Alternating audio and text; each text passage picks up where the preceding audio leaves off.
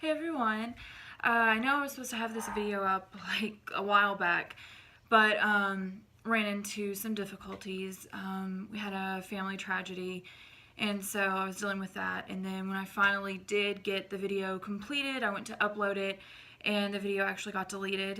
It was deleted from my phone, so I had to recreate it, which took some time. But finally, here it is.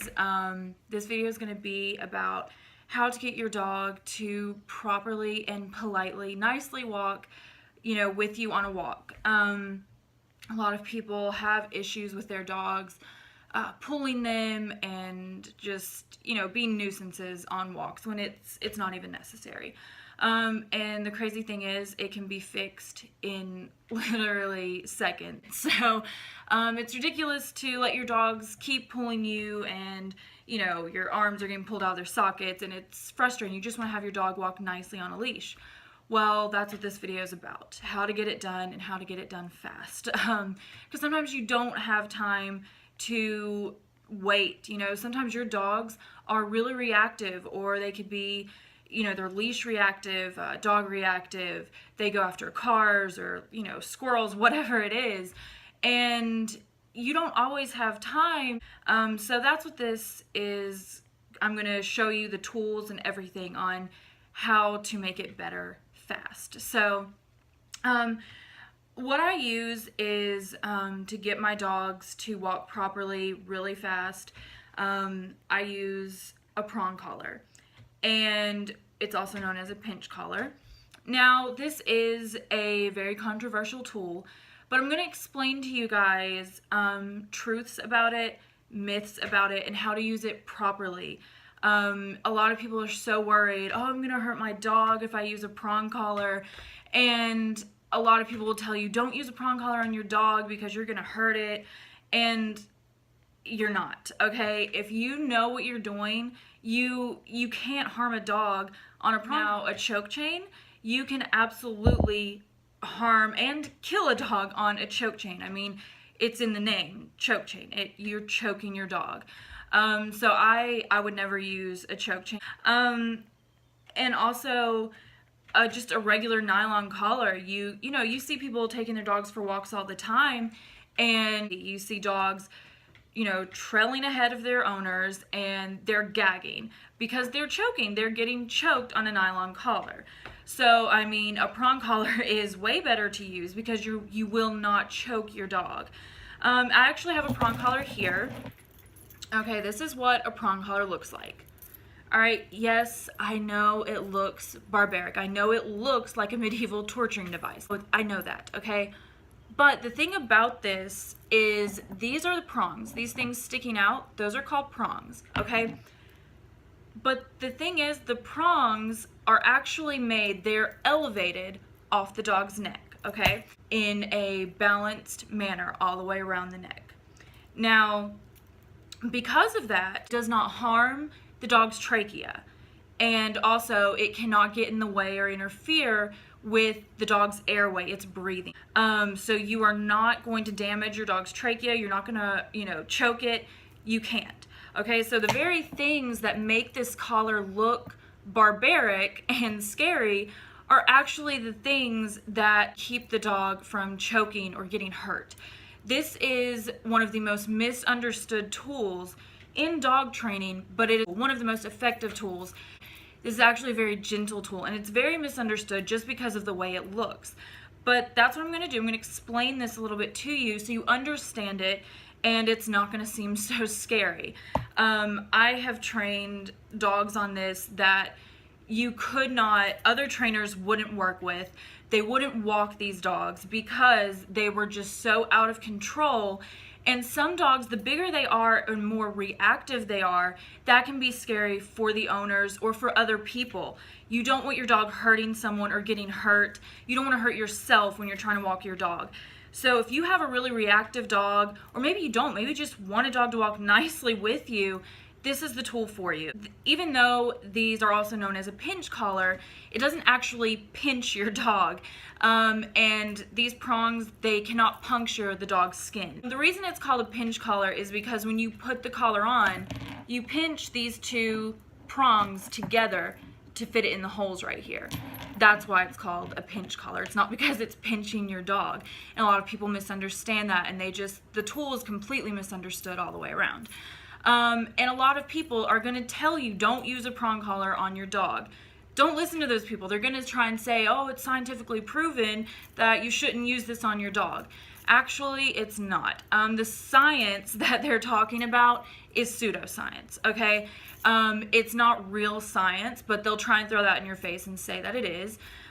It's just a bunch of theories, and they haven't actually studied it. They haven't studied these tools or how they work, so they're going to go and say, you know, that, well, science proves that it's not good for your dog. It's pseudoscience, and all it is it's just a bunch of theories made up by people who they either have not used the tool themselves, so they don't know how it works, or maybe they have used it, but they've used it improperly, or they're just repeating what they've heard other people say. Other trainers will tell you that. Some vets will tell you don't use a prong collar. Those people are uneducated about this tool and about dog training in general. So don't take advice from people like that. This is, like I said, one of the most gentle tools because of the way it's made. And also, you know, you do not need to apply a lot of pressure or, you know, strength is what I'm trying to say. You don't need a lot of strength to use this tool. To use this tool properly, you barely use it at all. That's the beauty in it. It's very gentle, but it's very effective. So if you're using strength, you're using this tool wrong. You don't need to use strength. I mean, you'll see later on in the video that I can use my fingertips, just my thumb and my pointer finger, to hold the leash, and the dog responds very nicely. So it's very effective. I'm going to show you how to use it before I get into showing you how to walk the dog. I didn't get a real dog to show you how to put this on it because I want to be able to move the dog's neck and put it up close to the camera so I can show you. And I just thought it'd be easier for, you know, demonstrational purposes. I have my little German Shepherd here who I'm going to show you how to properly put this on the dog, okay? So, this is how you're going to put it on. A lot of people make the mistake of latching the prong collar together, and then once they have it latched, they slide it over top of the dog's head and then onto the neck. Do not do that. That's not a proper fit, so you're not going to have good communication with the dog when you go to walk it. So never slide the collar over top of the dog's head. You're not going to have a proper fit. The way to do it is like this. Okay, you're going to have your dog here. You're going to take the prong collar, you're going to put it around the dog's neck, okay? And you want it higher up on, like, right below the dog's ears, right here, okay? You want it as high up as you can get it because that's the weakest part of the dog's neck is higher up on it. And so that way the dog is more sensitive and it responds better to your leash work. The farther down you go with it, the dog's neck gets stronger. So this is actually the strongest part of the dog's body is the lower part of its neck. So you want the prong collar up high. Now once you get it up here, you are going to have these two holes right here. And these two prongs are going to go in these holes. Now this is a tough piece of metal, so to get it in, you're going to have to kind of work with it. But what I do is I stick the prong down this first hole right there, okay? And I'm going to use this hole as leverage to get the other prong in because it is called a pinch collar, so to get in you have to pinch it, but I don't have the finger strength to pinch these two pieces of metal together, they're strong, and get it to go in the hole here. So what you're going to do is you're going to put the first little prong in this hole, and then you're going to press up against it to use it for leverage to get this one in this hole, okay? Now once you have it like that, you're going to turn the collar around, okay? Because the prongs, you don't want them up on the ear. You want it turned around on the dog to where the prongs are underneath. All right, and the chain is going to be on top. Dog, you want it up higher, so what you can do is you can grab the dog's fur and kind of use that, pull the dog's fur down and pull the collar up like that so that the collar has something to kind of hold on to. and you won't hurt your dog. Your dog will be fine. You have 2 rings. All right, one is a dead ring, and that is this one right here. It's a full circle. If you can see that, this one right here looks like a full circle. All right, that is your dead ring. This piece you do not put the leash on. You're going to leave that on the dog's skin. Now this other piece is a D ring, and it swivels around, it moves just like that, and it looks kind of like a D. See? So it's a half circle, and that's called the D ring, and this is the piece that your leash is going to go on, like that. So it's going to look like a triangle. Okay, your dead ring's down here, your D ring's up here on the leash. Now you do not want a dog loose.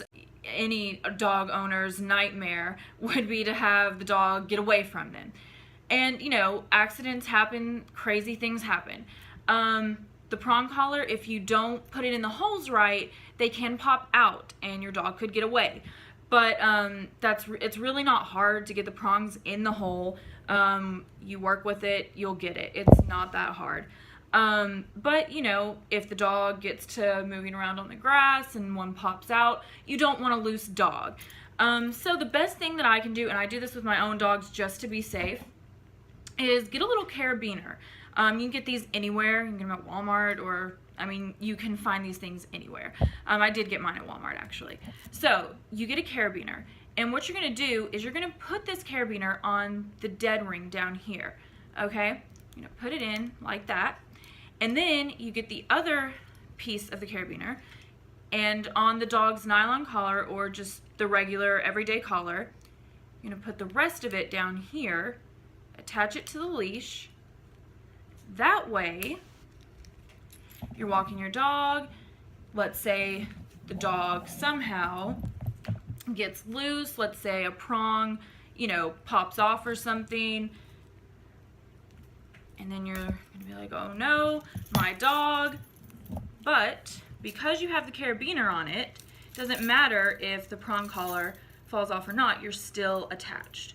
Okay, yeah, you won't have the same control over your dog because the prong collar is no longer on, but you have a way of still keeping hold of your dog without it running off and getting hurt or hurting someone else. So that's how you put the prong collar on, and how you properly fit it and everything. Now let's talk about a little bit about the sizes of prong collars. A lot of people, because they might have a bigger dog, they think, oh, I need giant prong collar, and you don't. Honestly, the best size is a 3mm. That can work. That's like a medium size, and that will work for some of your biggest dogs. I mean, your Great Danes, your Huskies, St. Bernards, Mastiffs, like big dogs can wear the 3mm, and that's what this is. It's a 3mm prong, because it's not about how big the link is. It's about how you use the leash when you're walking it. So actually the bigger prongs tend to be harder to use just because of the weight on them. I prefer a 3mm for even some of your bigger dogs. Unless you have a tiny dog like a Chihuahua or a Yorkie, you know, one of your smaller ones, then they do make smaller prong collars that you could use that for. Now the brand that I would use would be Herm Sprenger. It's a German brand and the quality is very good. I would not go to just a regular store or pet store and get these, because the quality is not very good, and what they do is right here on the prongs, see, these are even smoothed out prongs, but a lot of times when you go to the store, the metal's just been cut off and it's very jagged, and that will hurt your dog. So I would order a Herm Sprenger online, and let's see, I guess now all we're going to do is I'm going to show you how to use this on a dog properly. So we'll go for a little walk and I'll show you how to do it.